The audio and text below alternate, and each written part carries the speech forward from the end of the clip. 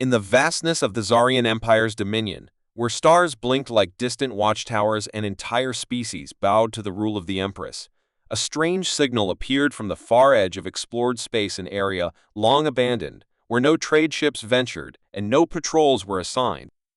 The signal was unlike anything in their records, pulsing with energy readings that made the Empire's most powerful reactors seem like children's toys. At first, the High Command dismissed it as a natural phenomenon, perhaps a collapsing star or ancient derelict waking up after millennia of silence. But when the signal repeated itself structured, rhythmic, almost deliberate, they couldn't ignore it. A small scout ship, the Zerathal, was dispatched, its crew trained in deep space reconnaissance and first contact protocols, though none truly believed they'd encounter anything unusual. What they found, however, wasn't a derelict or cosmic fluke, it was a ship, large and silent, like a beast resting in the dark void of space, its hull covered in jagged, angular armor that seemed to drink in the light of nearby stars.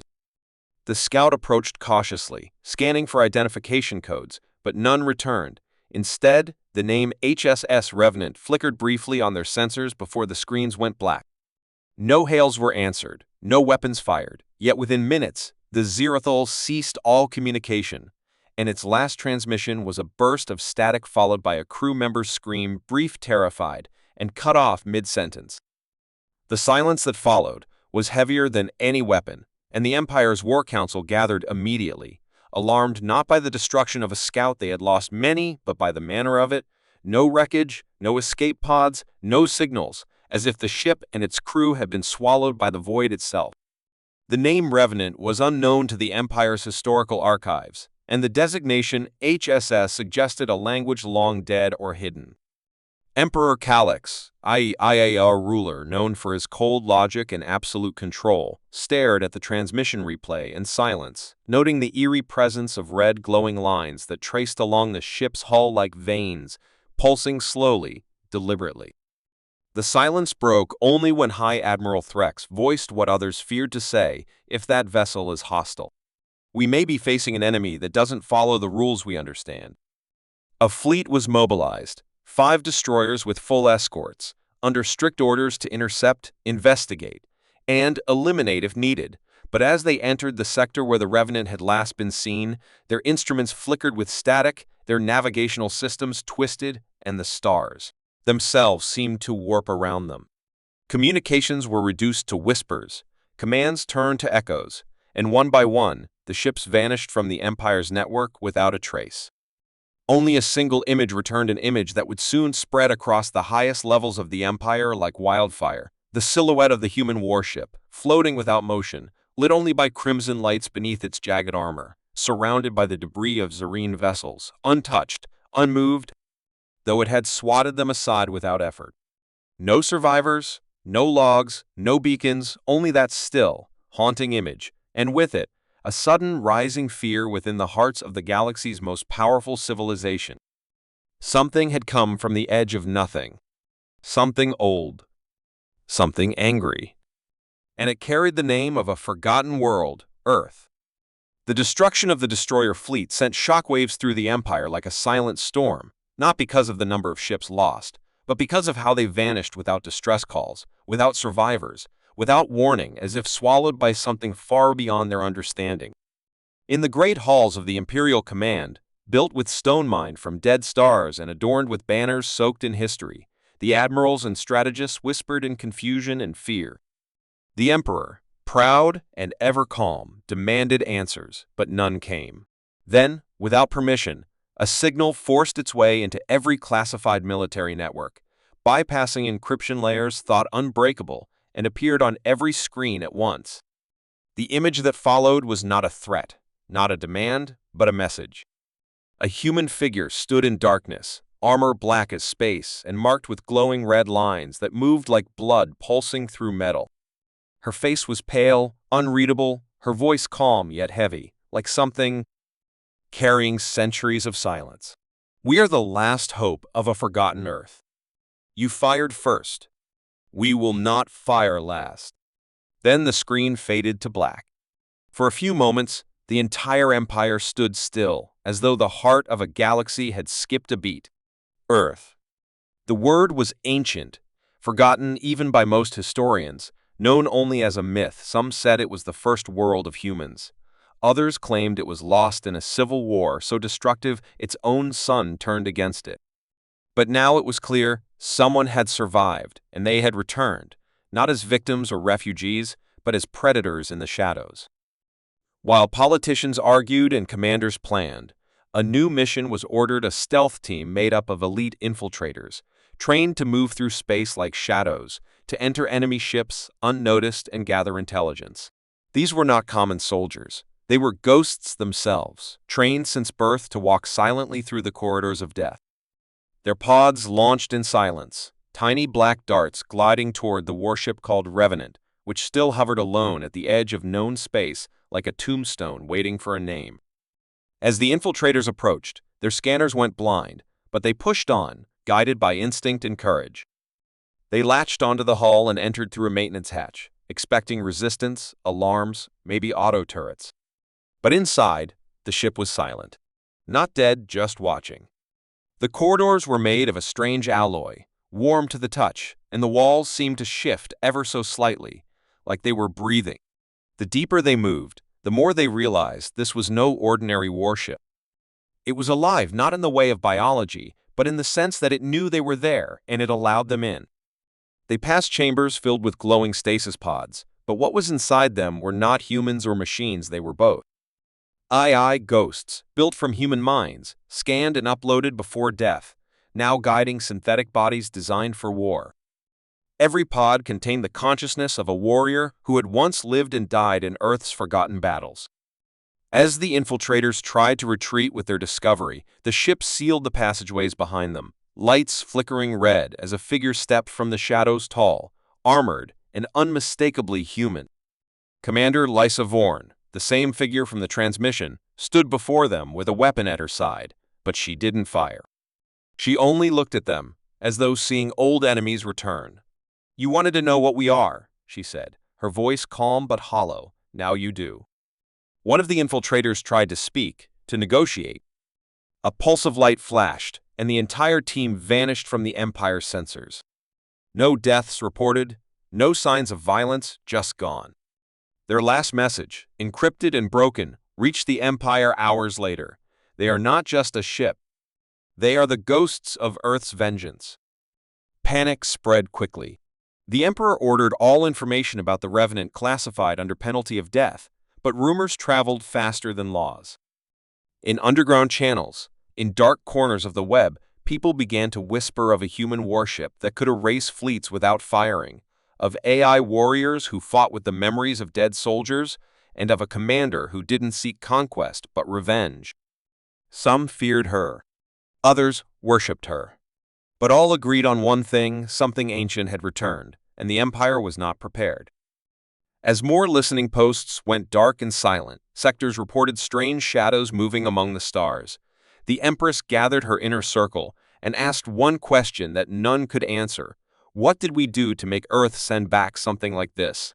Somewhere, in the silence of deep space, the Revenant drifted forward, its engines cold but its purpose burning. It had waited a long time, hiding, evolving, remembering. And now it was speaking not with words, but with fear. Fear had taken root in the Empire like a quiet infection, spreading from the whispers of the missing fleets and the terrifying message delivered by the human commander, Lysa Vorn, and now, even the highest-ranking officials no longer doubted the threat. They just didn't understand its full scale.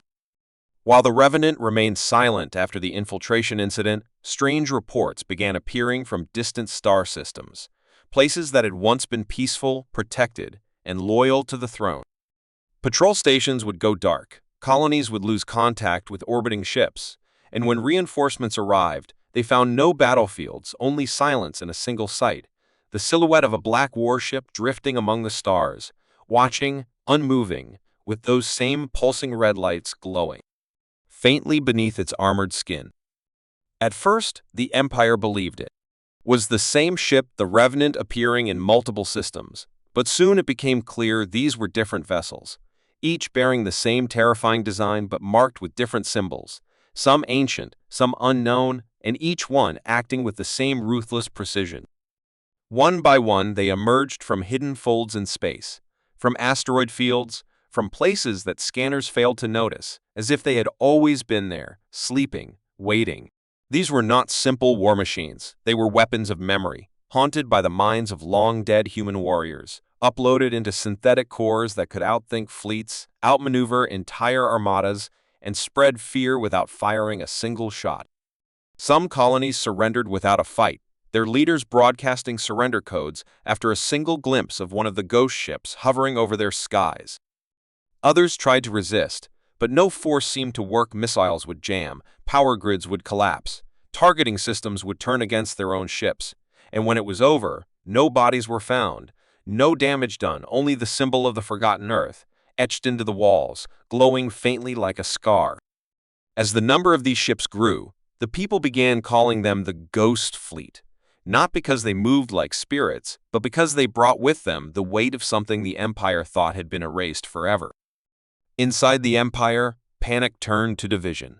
Some high officials insisted that the humans were only seeking revenge and could be bargained with.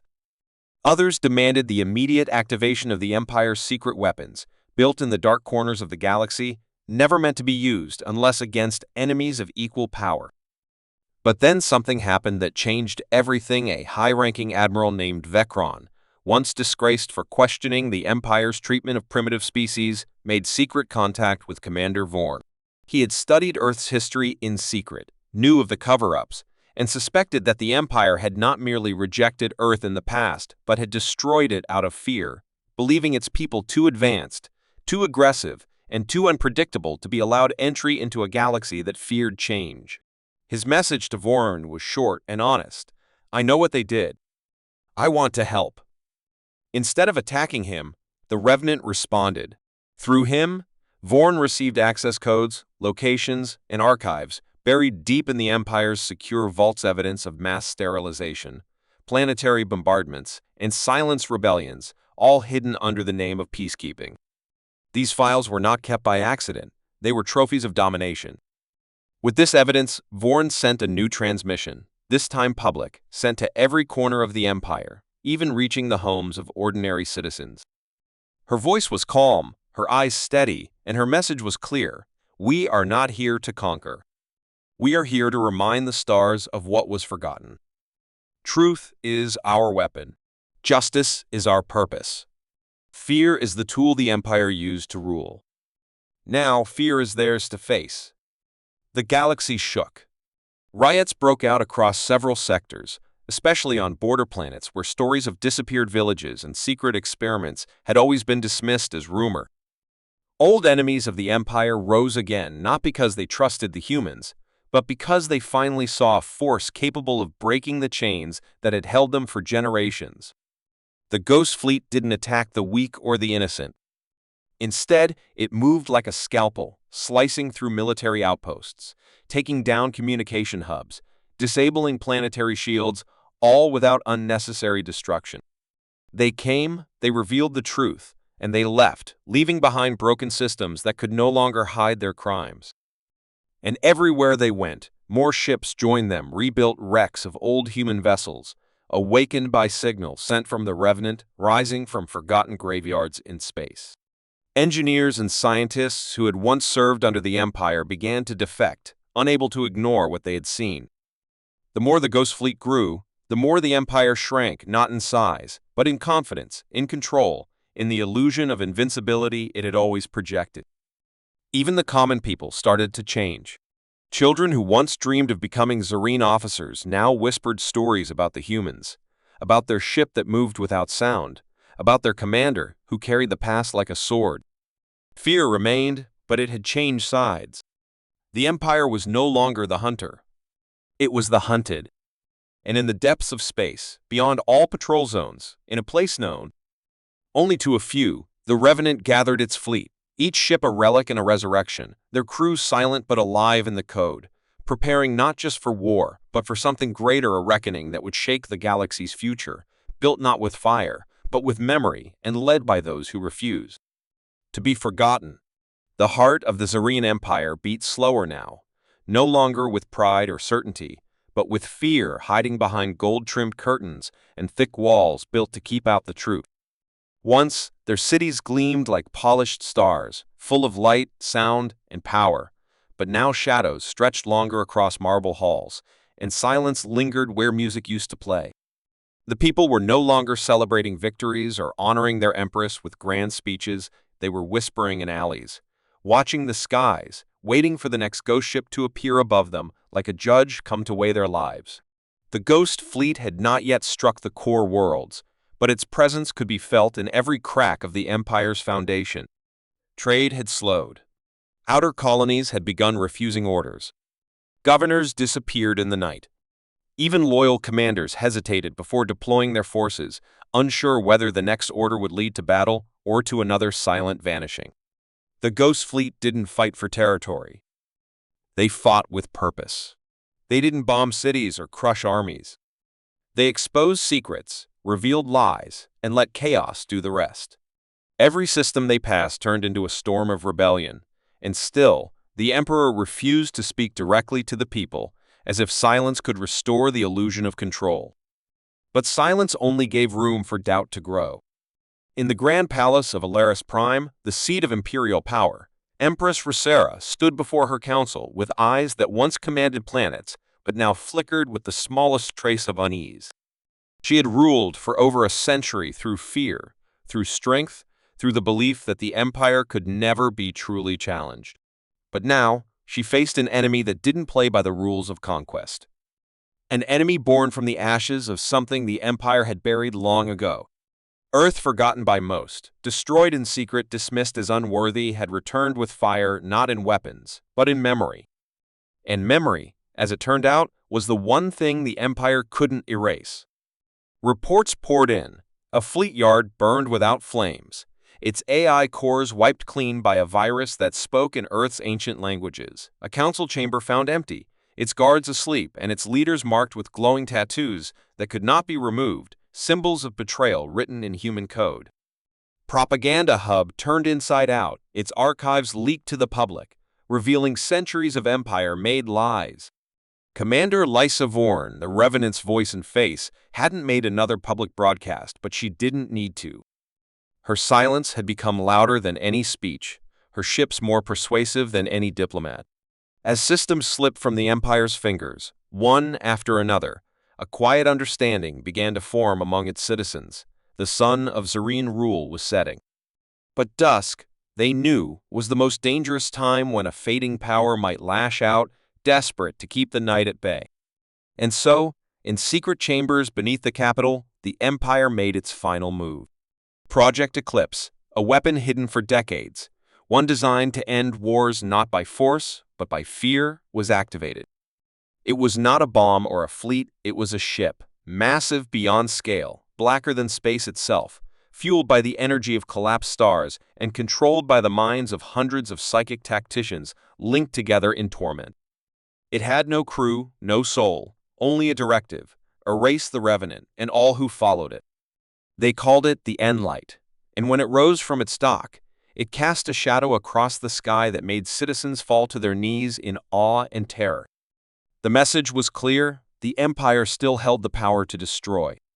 But power, without understanding, can be a curse. As the Endlight moved toward the last known position of the Ghost Fleet, there was no celebration, only tension, because even the Empress knew this was a gamble, one that would either end the rebellion or break what little faith remained in her rule. As the great ship passed through the dark zones, chasing the echoes of human signals, it found something it wasn't built to face: silence. Not weakness. Not surrender. A silence that felt like breath held in the dark. And then they came, not one or two, but dozens of ghost ships, sliding out of black space like phantoms born of memory, forming a circle around the Endlight without firing a single shot. For a moment, there was nothing, just two forces, one built from fear, the other from grief, staring at each other in the void. Then, the Revenant appeared at the center of the circle, facing the Empire's weapon directly. Commander Vorn's voice filled the Endlight's control systems, not from outside, but from within. You built this to silence us, but we are made from silence.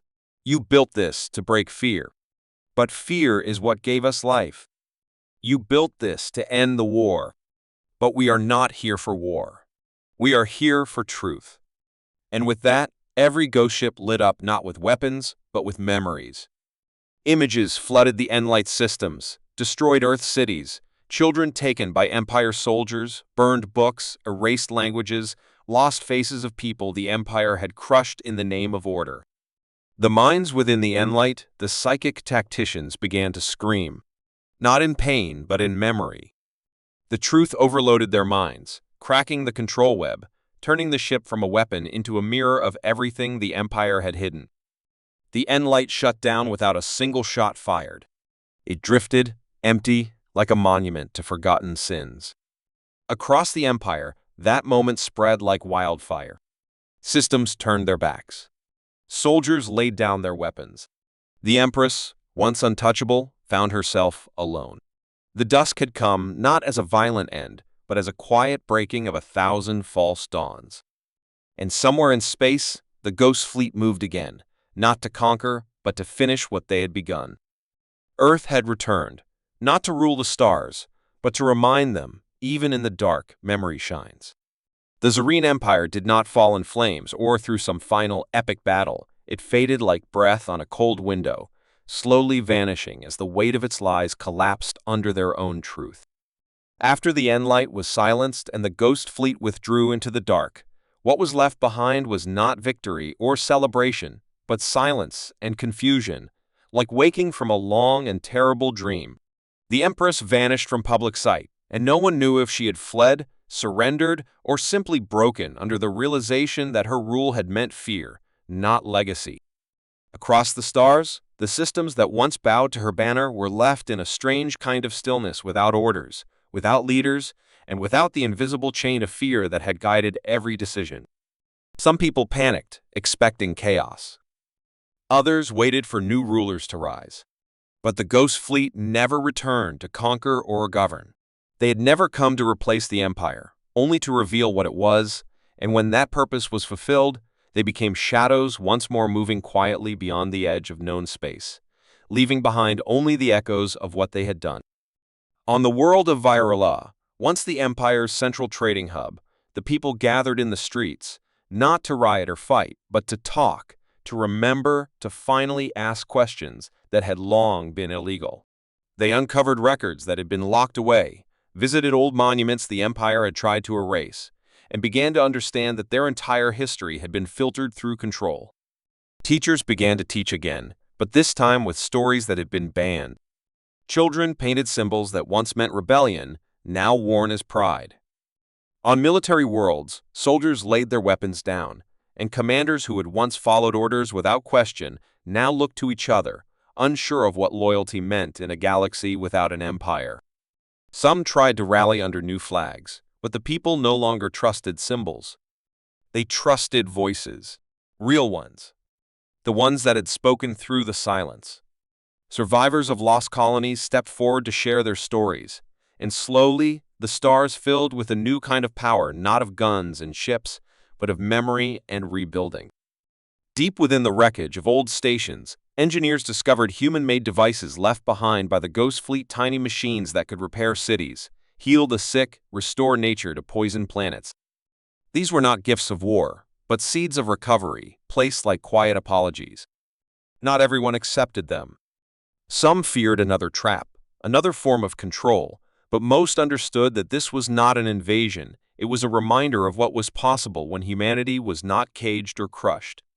And yet, even as peace began to grow from the ruins, fear remained, buried in the hearts of those who had once served the Empire with devotion. They waited for vengeance, for retribution, believing that Earth would come back again with true firepower and burn the last of them out. But it never came, because vengeance was never the goal. Justice had already been served, not through blood, but through truth, and that was enough. In the quiet regions beyond the charts, where few dared travel, the Ghost Fleet remained silent, watchful, but no longer angry. They had carried out their mission, awakened the stars to what had been lost, and now they simply waited. For what? No one knew. Maybe for the day they would be needed again. Or maybe they were waiting for peace to take root before they could rest.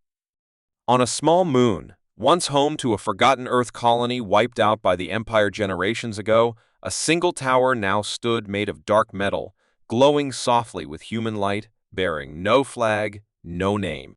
Pilgrims visited it not in fear, but in wonder, and on its surface, written in every major language of the stars, were only 3 words: "Do not forget." That message became more powerful than any weapon. The galaxy, which had once been ruled by silence and shadows, began to speak. Not all at once, and not without pain, but with honesty. Old enemies became neighbors. Old wounds slowly began to heal. The story of Earth became legend again, but this time, not as a forgotten myth or a threat, but as a reminder that memory could be stronger than fear, and truth could shake empires. Commander Lysa Voren was never seen again. Some said she merged completely with the Revenant, becoming part of its system. Her mind fused with the ship that carried her grief. Others believed she had died long ago, and what people saw was only her memory brought to life by code. But her message remained the one that had broken the silence, the one that had spoken for the ghosts of a dead world. We are not here to conquer. We are here to remind. And in the decades that followed, even as new leaders rose and new alliances formed, that phrase was carved into the foundations of every new government, not by law, but by choice. Because everyone remembered the fear they had felt when the Revenant first appeared and the strange, unexplainable hope they had felt when it disappeared. The stars had changed. Not through war, not through rulers, but through the quiet, steady power of truth. And somewhere, far beyond the edge of known space, a fleet of ships continued to drift, not forgotten, not gone, but simply watching, waiting, and remembering. Because history is not made by empires. It is made by those who refuse to let the truth die.